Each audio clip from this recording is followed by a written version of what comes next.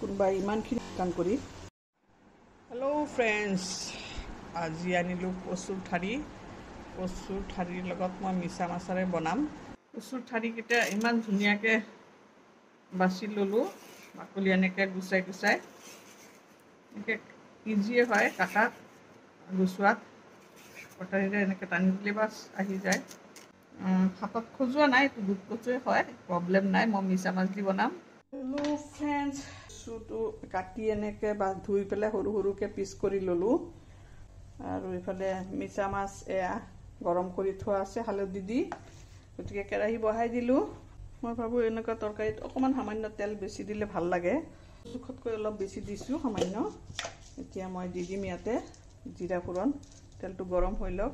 জিৰা ভাজাৰ চেণ্টটো মোৰ সদায় ভাল লাগে, সেইকাৰণে মই জিৰাটো দিওঁ। আৰু তেলটো পূৰা গৰম হ'লে এতিয়া দি দিম পিঁয়াজ আৰু কেঁচা জলকীয়া। অলপ ভাজি লওঁ আৰু পিঁয়াজ কেঁচা জলকীয়াটো। কোনোবা খুজিলে ইয়াতে নহৰু দিব পাৰে, নহৰু দিলেও ভাল লাগিব। দুখনমান দি দিওঁ, সামান্য নহৰু দি দিলোঁ, দুই দানা সৰু সৰুকৈ কাটি দি দিলোঁ। অলপ ৰঙাকৈ ভাজি ল'লে ভাল লাগিব খাই। পিঁয়াজ নহৰুখিনি অলপ ভাজা হৈ গৈছে। এতিয়া দি দিম মই মিছা মাছখিনি দি দিলোঁ। অকণ ফ্ৰিজত আছিলতো, সেইকাৰণে অলপ ভাজি লৈ আছোঁ। এতিয়া দি দিম মছলা, অকণমান হালধি গুড়ি আধা চামুচ, জিৰা গুড়ি অলপ দিলোঁ, আৰু জলকীয়াও অসামান্য অলপ দি দিম, ভাল লাগিব খাই।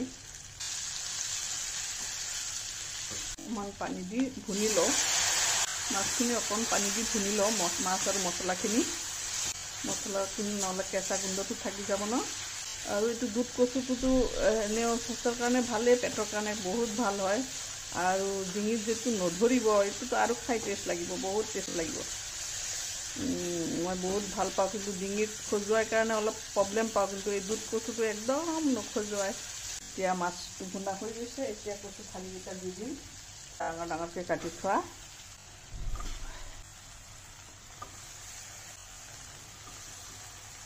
অলপ পানী দি দিওঁ সামান্য।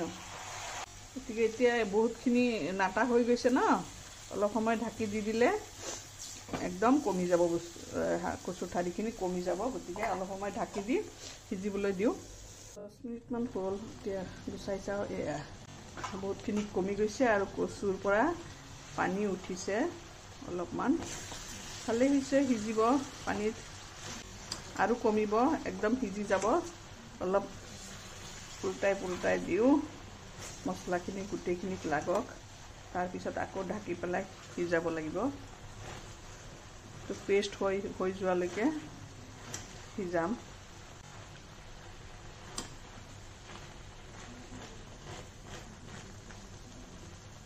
ভালকৈ সিজিবলৈ আৰু অলপ পানী দিয়ে দিলোঁ।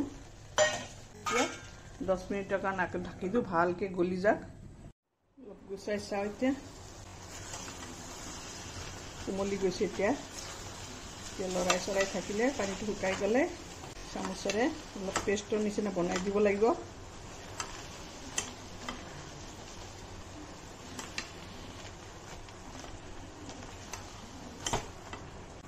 একদম ধুনীয়াকৈ সিজি গৈছে। এতিয়া খালি পানীটো নাইকিয়া হ'লেই হৈ যাব। বুজিছেনে? চামুচেৰে দিয়াৰ লগে লগে, এনেকৈ হেতাটোৰে দিয়াৰ লগে লগে ভাঙি গৈছে, তাৰমানে সিজি গৈছে। খালি এনেকৈ পেষ্ট বনাই দিব লাগিব, চামুচেৰে হেঁচি। একদম শুকান যেতিয়া হৈ যাব, পানী নাইকিয়া হৈ যাব, তেতিয়া খাবলৈ এইটো টেষ্টি হ'ব। জুইটো বঢ়াই দিওঁ এতিয়া। আৰু এইটো পেটৰ কাৰণে বহুত হেল্ডি ৰেচিপি হয়। পেটৰ যাৰ গণ্ডগোল থাকে বা ডায়েৰিয়া টাইপ হ'লেও এনেকুৱা কচুৰ শাকটো খালে পেটটো ভাল হৈ যায়। অলপ সময় এনেকৈ 10 মিনিটমান লৰাই থাকিলে পানীটো শুকাই যাব আৰু মোৰ তৰকাৰী হৈ যাব। টেষ্টি। বহুতে এইটোত তেজপাতো দিয়ে, মোৰ মায়ে বনালে তেজপাত দিয়ে। মই যেনিবা তেজপাত দিয়া নাই। মিছা মাছৰ চেণ্টটো মই পাই ভাল পাওঁ, আৰু সেইকাৰণে তেজপাত দিলে মিছা মাছৰ চেণ্টটো বেলেগ হৈ যাব। গতিকে মই তেজপাত দিয়া নাই। মিছা মাছৰ টেষ্টটো থাকিব পূৰা। অলপ সময় লুটিয়াই থাকোঁ 10 মিনিটমান। এয়া পানী শুকাই গৈছে, তৰকাৰী হৈ গৈছে। কোনোবাই ইমানখিনি ৰাখি খাব পাৰে, কোনোবাই আৰু শুকান কৰিও খাব পাৰে, আৰু বেছি শুকান কৰি। গতিকে মইতো এইখিনিতে হৈ যাব,